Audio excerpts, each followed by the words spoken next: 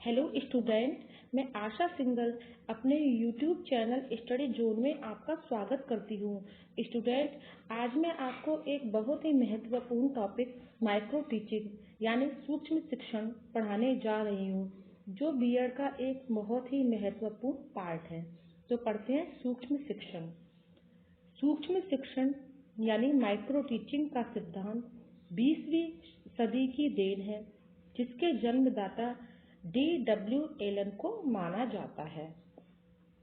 सूक्ष्म शिक्षण अध्यापक प्रशिक्षण की एक लघु प्रक्रिया है, जिसमें शिक्षण परिस्थितियों को सरल रूप में प्रस्तुत किया जाता है, जिसके अंतर्गत विशिष्ट कौशल का अभ्यास किया जाता है। कक्षा का आकार शिक्षण का कालांश तथा प्रकरण का लघु रूप होता है। अब देखते हैं सूक्ष्म शिक्षण का अर्थ। सूक्ष्म को अंग्रेजी में माइक्रो कहते हैं तथा हिंदी में लघु कहते हैं। यह शिक्षण में जुड़ने के बाद सूक्ष्म शिक्षण कहलाता है, जिसमें कक्षा कालांश शिक्षण क्रियाएं सूक्ष्म रूप से कार्य करती हैं। अब आगे देखते हैं सूक्ष्म शिक्षण की परिभाषा। डी एलन के अनुसार सूक्ष्म शिक्षण समस्त शिक्षण को लघु क्रियाओं में बांटना है। अगली परिभाषा है बी एम शोर के अनुसार सूक्ष्म शिक्षण कम अवधि कम शिक्षण क्रियाओं वाली प्रविधि है। अब हम आगे देखते हैं सूक्ष्म शिक्षण के सिद्धांत। इसमें पहला यह वास्तविक कौशल है। इसमें एक समय में एक ही कौशल के प्रशिक्षण पर बल दिया जाता है। अभ्यास की प्रक्रिया पर नियंत्रण रखा जा सकता है। पृष्ठपोषण के प्रभाव की परिधि विकसित होती है। अब आगे हम देखते हैं सूक्ष्म शिक्षण के उद्देश्य। सूक्ष्म शिक्षण के निम्नलिखित उद्देश्य हैं। इसमें पहला है छात्र अध्यापक में आत्मविश्वास की भावना में वृद्धि होती है। दूसरा है छात्र अध्यापक को एक एक करके विभिन्न कौशल शिक्षण में निपुणता प्राप्त होती है। तीसरा उद्देश्य है छात्र अध्यापक द्वारा जो त्रुटियां शिक्षण में की गई हैं, उनको दूर करने का पूर्ण अवसर मिलता है। चौथा उद्देश्य है छात्र अध्यापक को तुरंत ही पृष्ठपोषण यानी तुरंत ही उसको फीडबैक भी प्राप्त हो जाता है।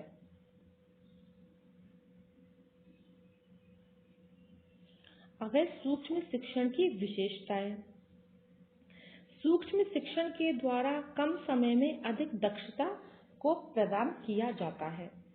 सूक्ष्म शिक्षण में शिक्षण के तत्व को सूक्ष्म स्वरूप दिया जाता है। सूक्ष्म शिक्षण के द्वारा शिक्षकों में व्यावसायिक परिपक्वता का विकास होता है। सूक्ष्म शिक्षण के द्वारा छात्रों को तत्काल प्रतिपुष्टि प्राप्त हो जाती है। अब आगे हम पढ़ते हैं सूक्ष्म शिक्षण की आवश्यकता एवं महत्व। सूक्ष्म शिक्षण की निम्नलिखित आवश्यकता एवं महत्व है। अब इसमें पहला देखते हैं सूक्ष्म शिक्षण अत्यंत लचीली प्रविधि है, जो विषय एवं परिस्थितियों के आधार पर व्यवस्थित होती है। अर्थात इसको विषय और परिस्थितियों के आधार पर हम चेंज भी कर सकते हैं। पाठ्य अवधि तथा विषयों की जटिलता को दूर करने के लिए सूक्ष्म शिक्षण अति आवश्यक है।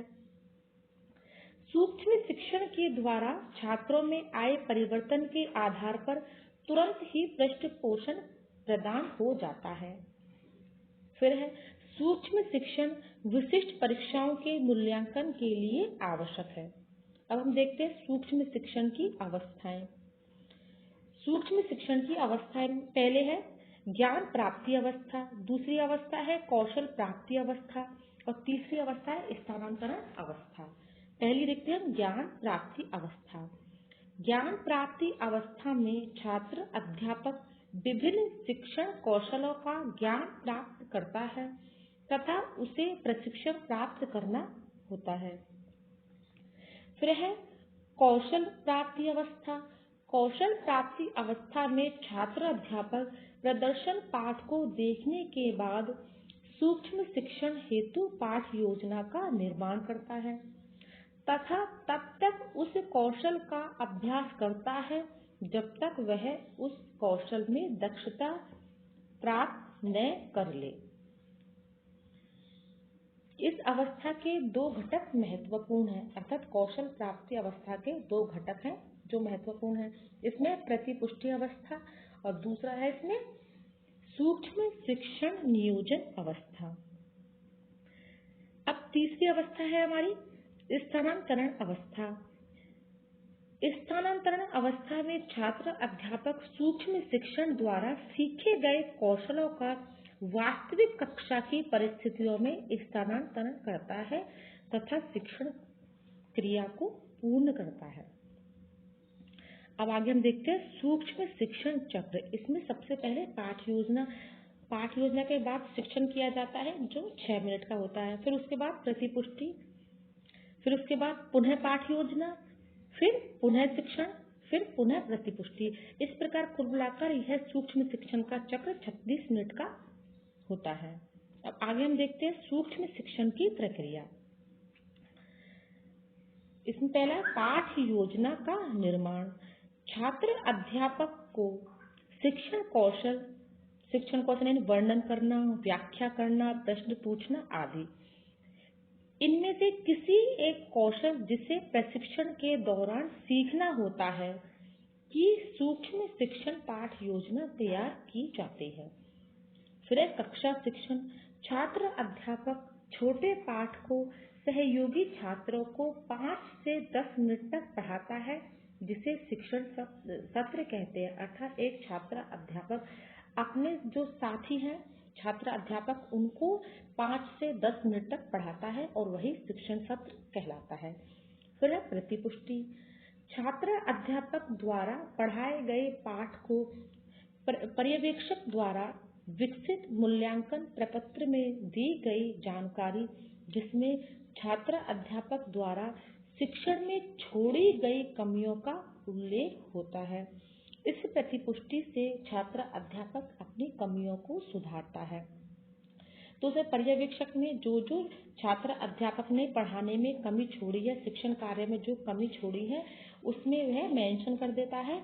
फिर उसके बाद छात्र अध्यापक उन कमियों को सुधारने का प्रयास करता है। फिर पुनः पाठ योजना। प्रतिपुष्टि के बाद छात्र अध्यापक अपने पाठ्य को पुनः नियोजित करता है और इस क्रिया को पुनर्नियोजन कहा जाता है। फिर पुनः योजना। पुनः योजना के पश्चात पुनः योजित पाठ दूसरे समूह पर पुनः शिक्षण द्वारा कराया जाता है। इस सोपान को पुनः शिक्षण सत्र कहते हैं। फिर पुनः प्रतिपुष्टि। पुनः शिक्षण के उपरांत पर्यवेक्षक द्वारा छात्र अध्यापक को प्रतिपुष्टि प्रदान की जाती है। इस प्रक्रिया द्वारा छात्र अध्यापक निरंतर अपनी कमियों में सुधार लाता है, अर्थात जो कमियां रहती जाती है वो उन सबको सुधारते हुए आगे बढ़ता जाता है। तो स्टूडेंट आज के लिए इतना ही। अगला महत्वपूर्ण टॉपिक हम अगली वीडियो में पढ़ेंगे। अगर आपको मेरा वीडियो अच्छा लगा तो मेरी वीडियो को लाइक कीजिए और मेरे चैनल को सब्सक्राइब कीजिए।